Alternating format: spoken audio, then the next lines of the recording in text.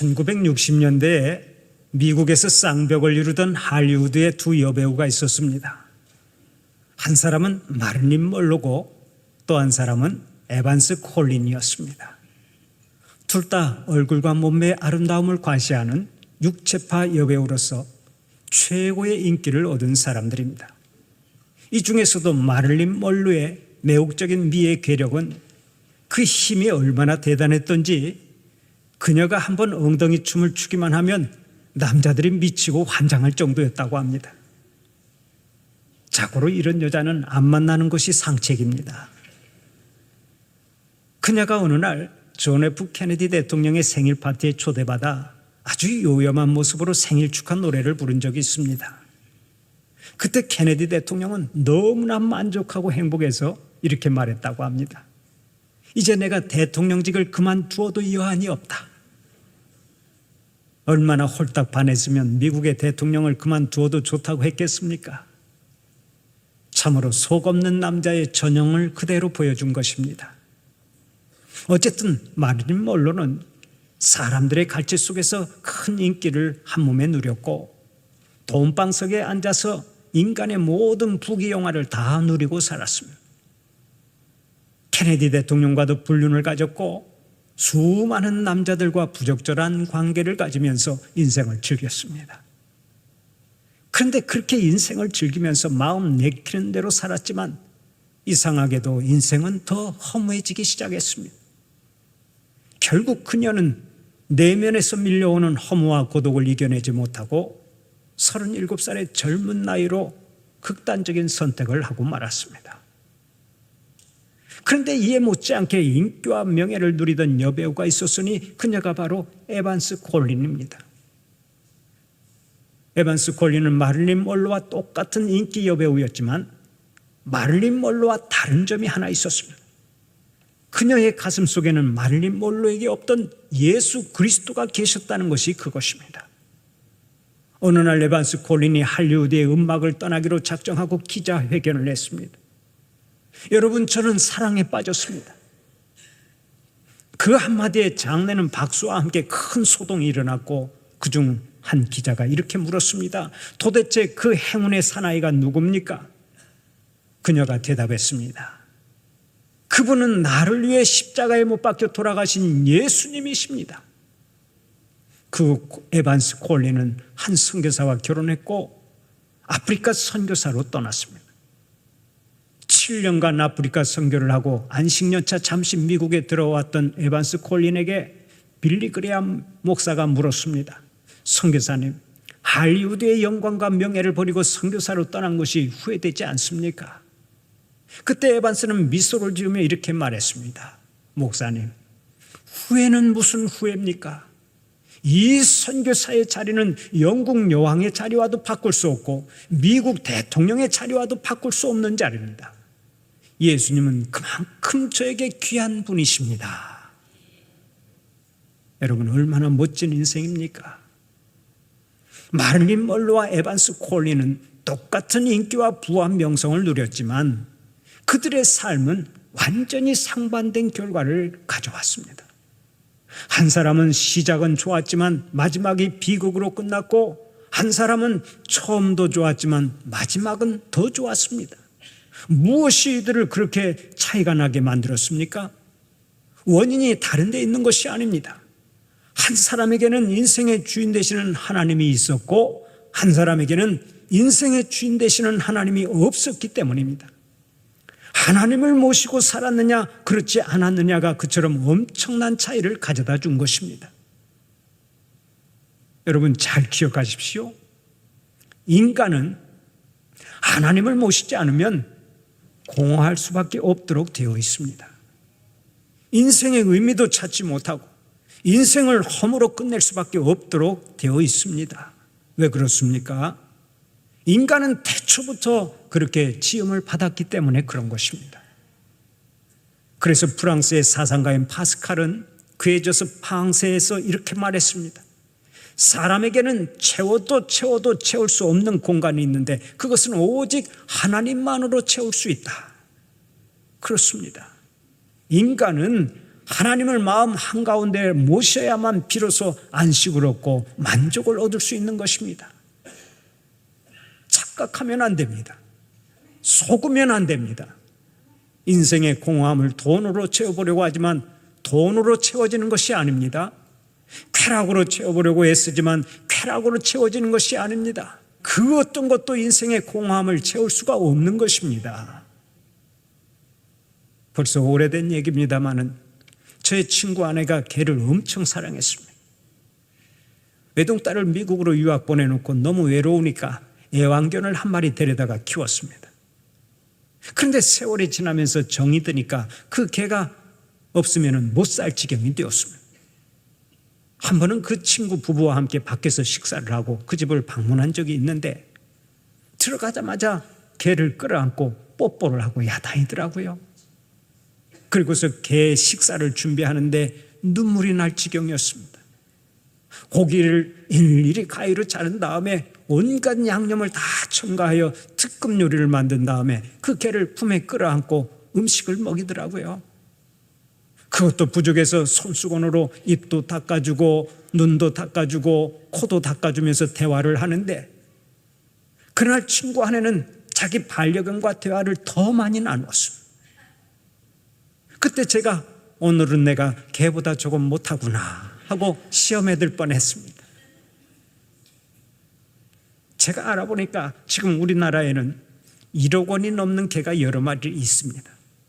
모 그룹의 회장이 기르는 개는 2억 원이나 된답니다. 이런 개는 사람이 쫓아가서 다 양치질도 해줍니다.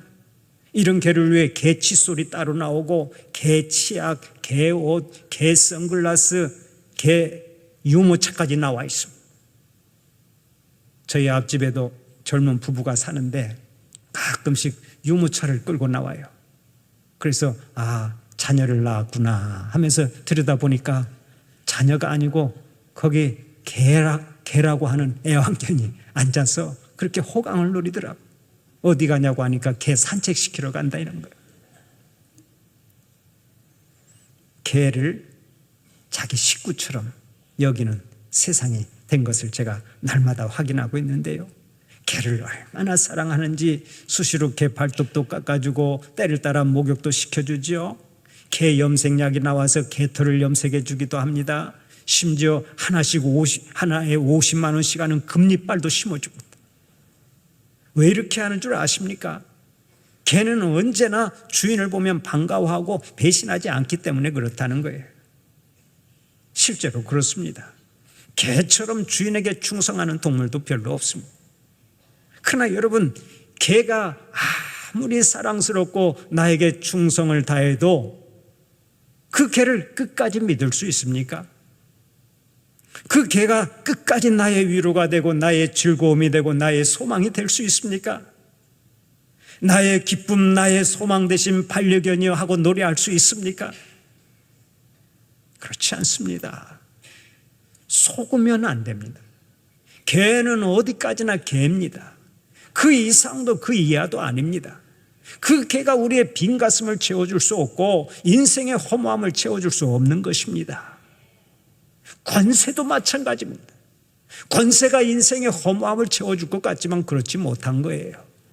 여러분, 주위에 힘께나 쓰는 국회의원이나 장관이나 군 장성에게 한번 물어보십시오. 이제 좀 만족하십니까? 그렇게 물으면 한 사람도 만족함이 없을 것입니다. 통계에 의하면 군 장성들이 가장 스트레스가 많다고 합니다. 왜 그런 줄 아세요? 별 하나씩 더 달려고 그러는 것입니다. 별 하나 단 사람은 별 2개 달고 싶어하고, 별 2개 단 사람은 별 3개 달고 싶어하고, 별 3개 단 사람은 별 4개 달고 싶어하고, 별 4개 단 사람은 이제 국방부 장관이 되기를 원하는 거예요. 별 하나 달기가 하늘에서 별을 따오는 것만큼 힘들다고 하는데 그 별을 달고서도 만족하지 못하는 사람들이 바로 군 장성들입니다. 권세가 사람의 허무한 마음을 채워줄 수 없는 거예요. 돈도 마찬가지입니다. 돈만 많으면 더 이상 바랄 것이 없겠다는 생각이 들죠. 그러나 그것이 아닙니다. 미국의 기업가 존 록펠러는 세계 제일의 부자였습니다. 돈을 얼마나 많이 벌었는지 모릅니다. 평생 5천억 이상을 기부할 만큼 큰 돈을 벌었습니다. 그런데 어느 날 한 기자가 찾아와서 그에게 물었습니다. 회장님은 돈을 얼마나 더 벌면 만족할 수 있겠습니까? 그랬더니 존 록펠러가 빙그레 웃으면서 딱 한마디로 대답했다고 합니다. 조금만 더.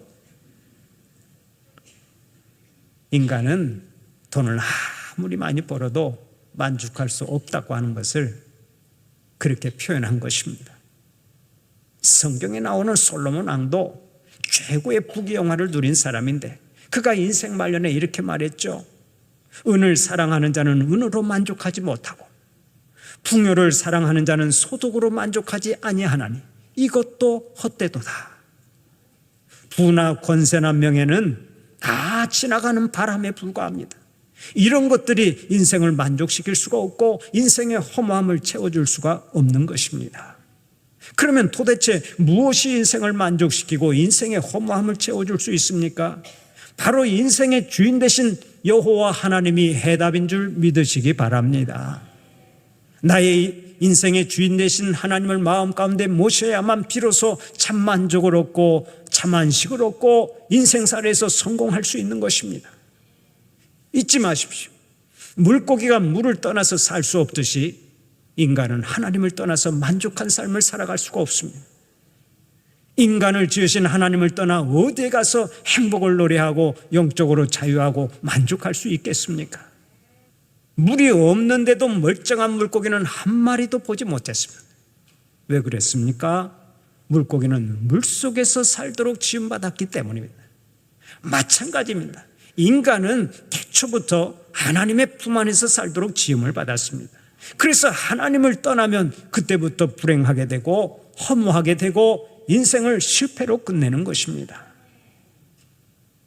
우리가 잘 아는 대로 어거스틴의 고백록과 루소의 참회록 그리고 돌스토이의 참회록은 세계 3대 참회록에 속하는 것들입니다.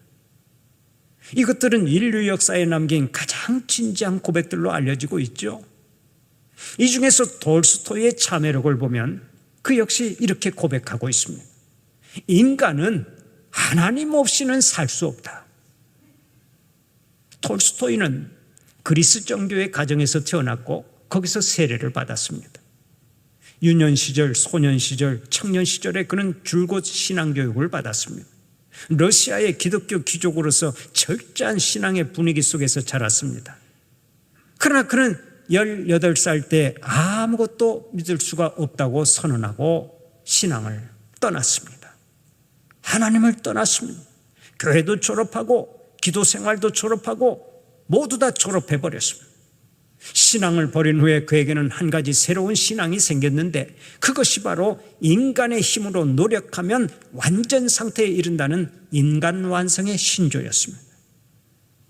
그는 세계와 인류가 진화하면 무한히 발전할 수 있다고도 믿었습니다.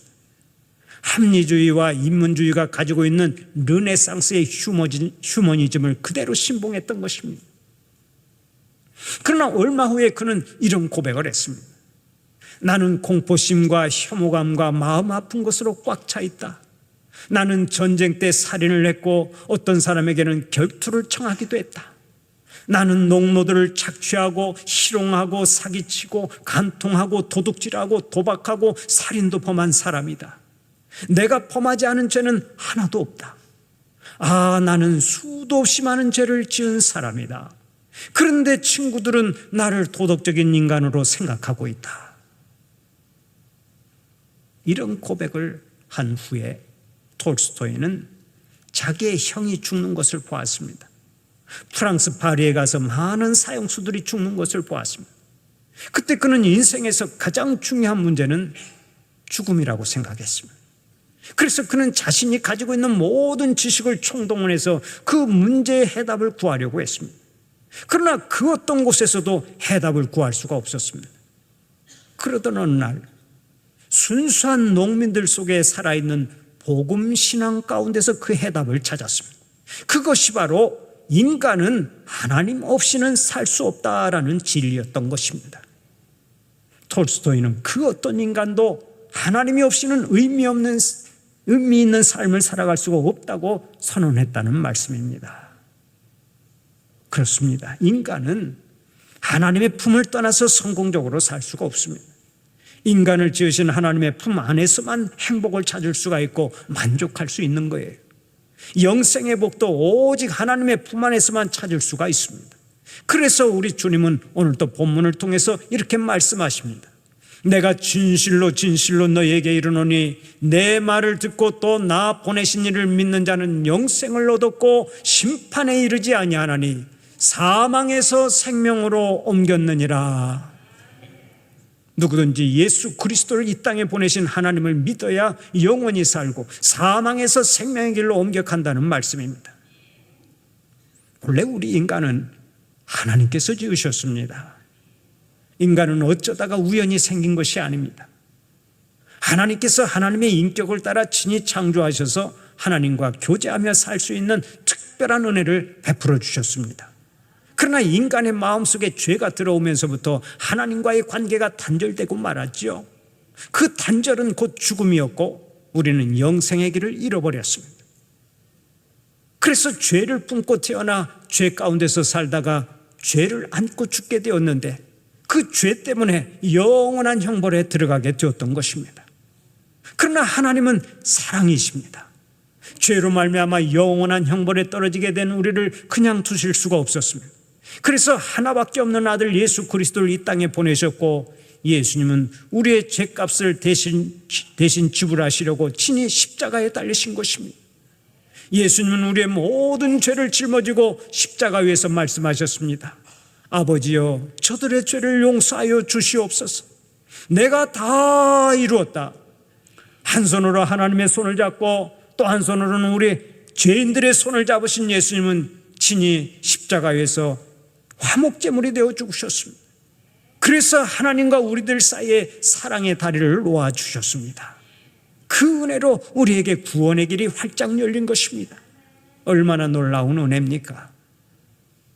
그런데 이 놀라운 복은 오직 예수 그리스도를 믿어야만 얻을 수 있습니다. 이 세상에 그 어떤 것으로도 안 됩니다. 돈으로도 안 되고 힘으로도 안 되고 권세로도 안 됩니다. 오직 구세주로 오신 예수님을 믿어야만 구원을 얻습니다. 주님 저는 죄인입니다. 주님께서 저의 죄를 사하시기 위해 십자가에 못 박혀 돌아가신 것을 믿습니다. 저를 영생의 길로 인도하시기 위해 친히 희생제물이 되신 것을 믿습니다. 이제 주님을 제 인생의 주인으로 영접합니다. 주님을 제 인생의 구세주로 믿겠습니다. 이렇게 고백할 때 구원의 은혜가 베풀어지는 것입니다. 여러분 가운데 아직도 주님 밖에서 사는 사람이 있습니까? 아직까지 죄의 문제, 죽음의 문제, 영생의 문제를 해결하지 못한 사람이 있습니까? 그렇다면 지금 주님 앞으로 나오시기 바랍니다. 주님 앞에 나올 때 따로 준비해야 할 것은 없습니다. 그냥 나오기만 하면 되는 거예요. 병들었어도 괜찮습니다. 실패했어도 괜찮습니다. 인간관계가 헝클어졌어도 괜찮습니다. 죄가 많아도 괜찮습니다. 아무리 큰 죄를 지었다 해도 십자가에 못 박혀 돌아가신 예수 그리스도의 손을 잡기만 하면 구원의 문은 활짝 열리는 줄 믿으시기 바랍니다. 이 땅에서 의미 있게 살고 천국에서 영원히 행복을 노래할 수 있다면 이보다 더 큰 복이 어디 있겠습니까? 지금이야 우리가 가는 인생길이 많이 있습니다. 이 길도 있고 저 길도 있고 가는 길이 많지만 마지막에는 딱 두 개의 길만 있습니다. 영원한 형벌을 받기 위해 가는 사망의 길과 영원한 복을 누리기 위해 가는 생명의 길이 그것입니다. 그렇다면 어느 길로 가야 진정한 의미에서 인생 성공이 되겠습니까? 한 번은 어떤 목사님이 한 노인 권사님 댁을 찾아가 임종기도를 드렸습니다. 하나님 우리 권사님의 영혼을 받아주십시오. 그런데 이 권사님이 하늘나라로 가지를 않는 것입니다. 그래서 목사님이 또다시 찾아가 임종기도를 드렸습니다. 하나님 우리 권사님 가실 때가 되었으니 그만 데려가 주세요. 그런데도 돌아가시지를 않았습니다. 얼마 후에 또다시 위독한 것 같아서 임종기도를 드렸는데 그때도 돌아가시지 않았습니다. 그런 식으로 해서 무려 6번이나 임종기도를 드렸습니다. 저도 지금까지 40년 넘게 목회를 하면서 임종기도를 드린 적이 많은데 제 기록이, 최고의 기록이 1년 동안 무려 7번이나 임종기도를 드린 적이 있습니다. 이 목사님도 6번이나 임종기도를 드렸다고 했는데, 그렇게 임종기도를 올렸는데도 이 권사님이 안 돌아가시니까 목사님이 나중에는 골치가 아팠습니다. 그런데 어느 날 식구들에게서 또 연락이 왔습니다. 목사님, 임종기도 좀 해주세요. 목사님이 말했습니다. 집사님, 이제 나 안 갑니다. 지난번에 드린 임종기도만 해도 충분합니다. 그런데 식구들이 찾아와서 또다시 사정을 했습니다. 목사님, 이번에는 정말로 돌아가실 것 같습니다. 할 수 없이 목사님은 권사님 댁으로 신방을 갔습니다. 그런데 권사님 댁에 가보니까 미국에 있는 막내 아들이 와 있었습니다. 그때 권사님이 정신을 가다듬더니 막내 아들에게 물었습니다. 아들아, 너 미국에서 예수 잘 믿었냐? 죄송합니다, 어머니. 사업하느라 교회에 잘 나가지 못했습니다. 그때 권사님이 그러면 넌 내 아들이 아니다 하고 돌아누워 버렸습니다. 그러니 아들이 얼마나 괴로웠겠습니까? 어머니가 돌아가시면서도 자기 때문에 마음이 편치 않은 것을 알게 된 아들은 통곡을 하면서 이렇게 약속했습니다. 어머니, 나 예수 잘 믿을게요. 예수 잘 믿을게요. 예수 잘 믿어서 훌륭한 장로 될게요. 장로가 어디 자기 마음대로 됩니까? 어쨌든 이 아들이 열심히 믿어서 훌륭한 장로가 된다고 하니까 권사님 얼굴이 환해지면서 그래야지, 그래야 내 아들이지 하면서 눈을 감았다는 일화가 있습니다. 흔히 살아있는 동안에는 부모들이 이렇게 말합니다. 아들아, 열심히 공부해서 좋은 대학 가거라. 돈 많이 벌고 성공해야 한다. 딸아, 시집 잘 가야 된다. 부자로 살아야 된다. 자식들에게 그렇게 말합니다마는 이 세상을 떠날 때는 그런 말을 하지 않습니다. 마지막 순간에는 가장 중요한 말을 하는 것입니다. 그래서 예수 믿는 사람들이 죽을 때 하는 말은 오직 한마디뿐입니다. 예수 잘 믿어라. 그래서 천국에서 만나자. 이것이 인생 최대의 복이기 때문에 그렇습니다. 잠깐의 쾌락을 위해서 예수님을 떠나면 영원히 죽습니다. 그러나 잠깐 힘이 들어도 예수님의 손을 붙잡고 살면 영원히 살게 됩니다. 사랑하는 우리 성도들은 지금 주님 모시고 살아서 삶의 의미를 찾고 모든 일에 승리하고 모든 일에 형통하고 모든 일에 감사하고 죽어도 영원히 사는 복이 있기를 간절히 축원합니다. 이제 이 시간에는 교회에 처음 나오신 분들을 위해서 주님을 영접하는 기도를 하겠습니다. 교회에 처음 나오신 분들은 저를 따라서 기도해 주시기를 바랍니다. 마음으로 믿고 입으로 시인하면 되는 거예요. 또 우리 성도들도 저를 따라서 함께 눈을 감고 기도해 주시기를 바랍니다. 눈을 감고 저를 따라서 기도해 주시기를 바랍니다. 하나님 아버지, 저는 죄인입니다. 하나님의 아들 예수님이 저의 죄를 사하시기 위해 십자가에 못 박혀 돌아가신 것을 믿습니다. 3일 만에 다시 살아나신 것을 믿습니다. 이제 주님을 제 인생의 주인으로 모십니다. 영원토록 함께하여 주시옵소서. 예수님의 이름으로 기도하옵나이다. 아멘. 우리 하나님께 영광의 박수 올려드리십시다. 우리를 받아주시고 주님 백성으로 삼아주시고 영원히 살 수 있도록 은총을 베풀어 주신 하나님께 감사하면서 마지막까지 믿음의 경주를 잘하는 여러분들 되시기를 바랍니다.